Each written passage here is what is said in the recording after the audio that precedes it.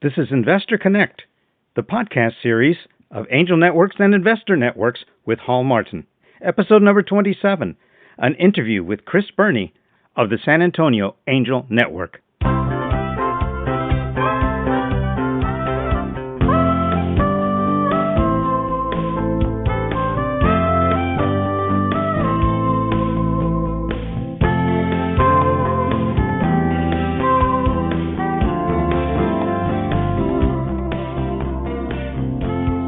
In this episode, we're going to be dealing with the interview that Hall Martin had with Chris Burney, who is the Executive Director of the San Antonio Angel Network at sanantonioangelnetwork.org.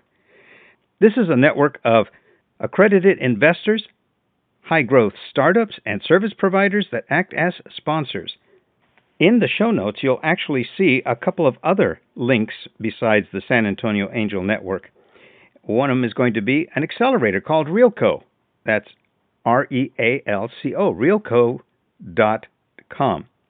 You'll also see some links there that not only point you to their website, but also to an article about them. Now, Chris Burney, who is the Executive Director of the San Antonio Angel Network, has a new and fresh approach, and he also takes heed of the lessons learned from other angel networks. As you'll hear in this particular episode, one of his big strengths is that his network is nimble, especially in the areas where their recent appearance may have already become a slight advantage, and you'll see why. Also, you'll be able to understand the differences in what the San Antonio Angel Network offers, not just in high tech, but in other industries as well, and how they're able to accomplish the seeking of investors and the funding of companies and startups in their own regional area, and how it's spreading to other places within the Texas network. So now let's listen in as Hall Martin interviews Chris Burney of the San Antonio Angel Network. Let's listen in. So I'm here with Chris Burney of the San Antonio Angel Network, a newly formed group here in the state of Texas, and looking forward to learning more about what the group has in store for startups and for investors in the area. Chris, thank you so much for taking time to join us today. Can you tell us a little bit about yourself? Sure. Thank you for having me. So, yes, I'm the founding executive director of the San Antonio Angel Network. We are a new group. I came on in September of last year. Kind of just a little bit about me before I go into our group. I'm a native San Antonian, born and raised. You know, after growing up here, I spent 10 years out on the East Coast between college, graduate school, and work. You know, when I left here, I never really thought I'd come back to San Antonio. It was just a place where I'd grown up, and it just seemed to be the kind of place where a young, millennial would want to grow up and raise a family. You know, after 10 years away, that really changed for me. You know, I'd come back to visit San Antonio, where my parents still live, and seen a lot of changes happening in the city. So after coming out of business school, I had noticed a startup company called Rackspace that had grown up in my own backyard here. Rackspace had really was one of the newer companies of San Antonio, and it was really helping the city change for the better in a lot of ways. So that was back in 2012. I moved back here to work at Rackspace and never really looked back. Since then, we've seen the city really grow. At Rackspace, I worked on the team where we were originally focused on buying companies. So we bought companies out of the Bay Area, out of Austin, out of Boston, and other places. And then towards the end of my tenure at Rackspace, we actually started selling some businesses. There were great businesses inside of Rackspace that the leadership felt would function better as an independent entity. Two of those businesses we sold and ended up moving into downtown San Antonio and are now huge players in the startup ecosystem. So that kind of got my ear to the ground thinking about some of the opportunities building in San Antonio and the startup ecosystem that is starting to thrive here. And through that, I was able to get introduced to a group of people starting the San Antonio Angel Network. Well, great. So tell me, why did you guys wanted to start the San Antonio Angel Network? What was the impetus behind it, and what are the goals of the group? The idea of the San Antonio Angel Network is that if you look around the state of Texas, especially through the organization of ATAN, the Alliance of Texas Angel Networks, Texas is actually a thriving place for angel groups. Every good startup economy across the state has a well-functioning angel group, helping contribute to the growth of that area. So if you look at the ATAN website, you notice that Houston, Austin, Dallas, Fort Worth, and many of the larger cities in Texas all have active angel groups. So do the university towns like Baylor and College Station. But even smaller towns like Corpus Christi, San Angelo, and the Rio Grande Valley have them. But over San Antonio, there is a big gaping hole. So to us, it's something that the city sorely needs. There's certainly not a lack of capital here or money, but our investors don't really have the reputation of going out and funding companies. So we view the Angel Network as a way to organize investors and to activate them to get them funding startup companies both here in San Antonio and beyond, frankly. Cool. Well, that's great. I believe there's now 17 groups in Texas, so this will be the 18th one. And a lot of them are small, but 5 of them are big. And I believe San Antonio will join the ranks of the big group that we have. So how are you guys going to be different than any of the other angel networks? Why would an entrepreneur want to come to you versus going to one of the other groups? Although in the end, I think they'd probably go to just about everybody they can. Sure. Angel groups are a really important way for a lot of startup companies to get funded. Although traditionally they're not known as probably the most entrepreneur-friendly type groups. Because angel investors are not funds and you have to rely on individual investors to put up their money when the time comes, they can be very structured and sometimes slow-moving. Our goal at the San Antonio Angel Network is to change that. We want to be a very entrepreneur-friendly angel network. Many angel networks have funding processes that take weeks or even months. We want to shorten that to a matter of 10 days to 3 weeks. Unfortunately, because we're trying to shorten the process, we do have to make some concessions. At this point, San Antonio Angel Network is not trying to lead any deals. So we're looking for entrepreneurs that have funding rounds in place with a lead investor identified and a significant portion of the capital already raised. Once those criteria are met, we invite all entrepreneurs to apply to the San Antonio Angel Network, where our investment committee will take a quick review, notify you within days of whether or not we'll be moving forward, schedule a pitch day for the entrepreneurs to present to our investors. We'll have an investment vehicle ready for our investors to participate in, and our investors will have also a matter of days to fund and complete the investment. So all in all, we hope to get the process shortened down to we'll start with 21 days, but I feel like once we get moving, we can really shorten it to 10 days. So aside from having a deal that's already been led and there's a term sheet and there's some due diligence there, what other criteria are you looking for? Are there sector or stage-specific things you're looking for that you would go after? Sure. The answer is we don't really have a focus yet. Part of that is, frankly, because we are a new group, but the other thing is that we want to represent the interests of our investors. I think we've done a great job with recruiting investors with very diverse backgrounds and fields of expertise. We've done really well in San Antonio's thriving medical community, for example, and we've done very well in some of the traditional economies, whether that's real estate and oil and gas. So we're not necessarily looking for any sort of tech deals. I think there's a misnomer that investment groups like ours only look at tech.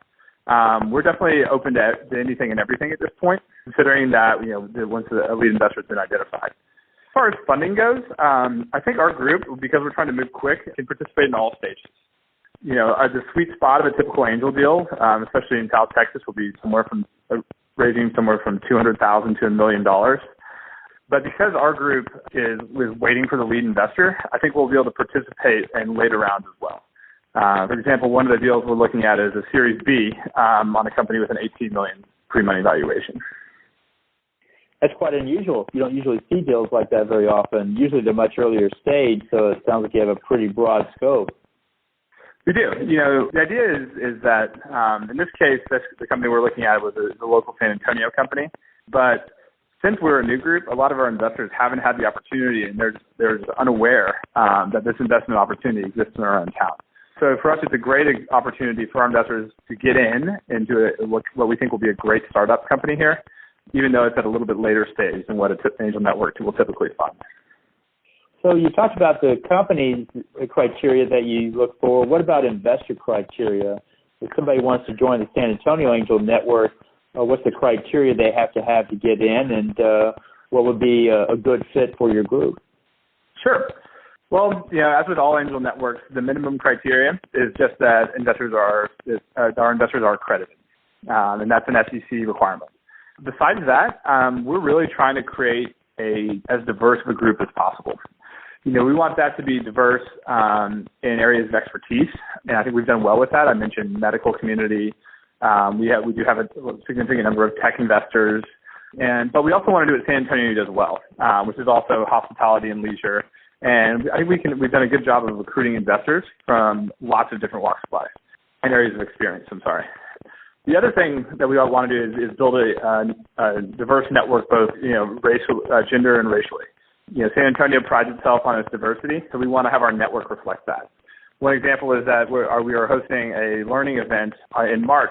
We're excited to have Carrie and Sarah from True Wealth Ventures in Austin come down to speak both to our female investors and entrepreneurs in San Antonio about the importance of women in an entrepreneur ecosystem and how women-led startup companies can be and oftentimes be more successful than the male-led counterparts.